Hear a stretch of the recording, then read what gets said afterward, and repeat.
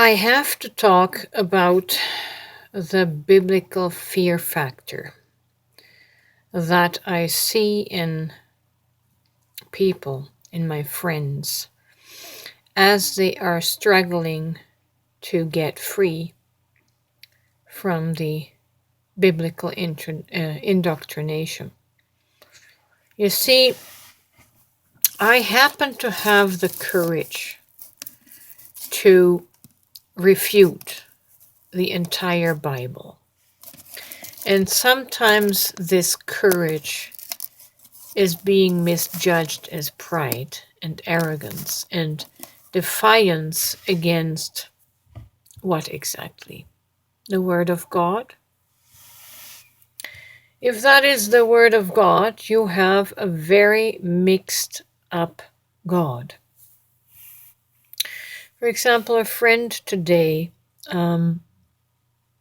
commented and raised her unconscious fears in the comment of the fear of ego, the fear of becoming that arrogant angel that tried to raise his throne above the stars of God. First of all, it's a complete misunderstanding, misinterpretation, and it's a terrible fear that I'm not quite sure what the image of God is to my friend's perception. I confront this sort of thing boldly. I step right up to this image of God and ask and I inquire.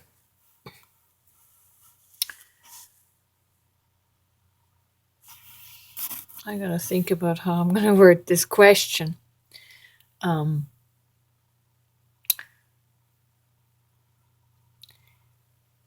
If there is even the remote possibility of stepping on God's toes in that manner. See, this is the problem with still believing in an anthropomorphic human being like God or Father.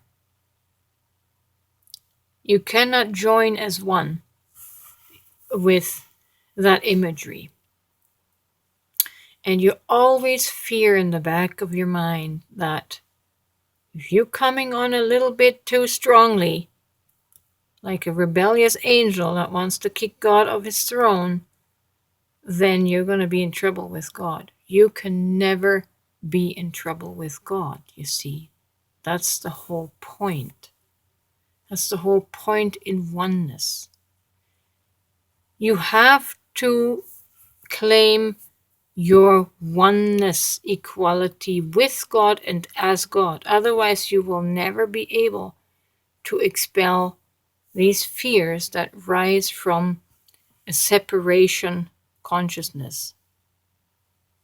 And being a child to the Father is separation consciousness. You're not one. You're not one in the sense you need to be one to dispel all of these fears. You have to have the liberty to rise up to the highest star in the skies of God, metaphorically speaking.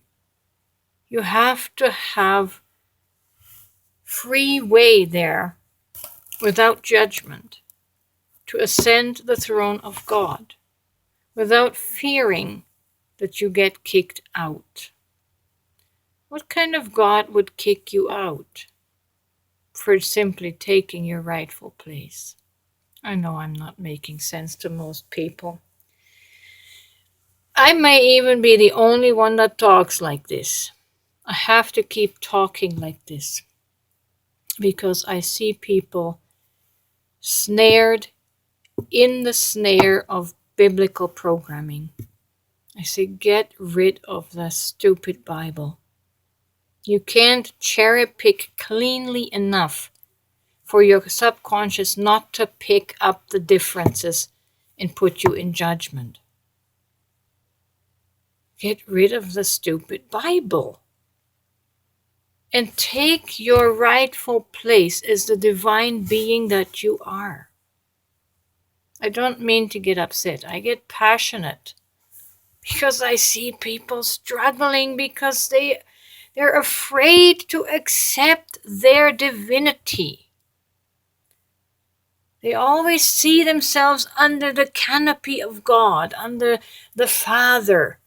You will never rise into the fullness of your divine soul essence. You're still operating from that fearful human perspective. I don't know how I can make it clear. I can't preach it, I can only demonstrate it. And if you think I am like some arrogant fallen angel, you clearly do not understand oneness. You clearly do not understand what God is. I wish for your freedom. I wish for the day where you can breathe and ease into your full being and be free of your shame and of your fear. You are one as God, not with God, as God. And if I have to defy the words of Jesus, perhaps his language from 2,000 years ago is no longer applicable today. Perhaps the language that I am speaking now is more accurate. Are you willing to let go of Jesus' words and take my words for truth? Think about it. Greater works than these shall you do, because I go to the Father. You can't grow on words that are 2,000 years old and stayed stuck in that consciousness.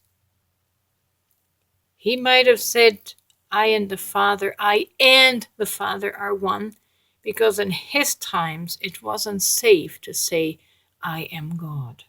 He came close in saying, if you have seen me, you have seen the Father. It's very close. But he couldn't say, I standing here am God. I mean, he got killed for what he did say, but that would have just been too much. Just as it seems to be too much right now. I love you and I care about you, and I hope this is coming across in the humble spirit that I'm speaking from. Passionate, yes, but it is humble.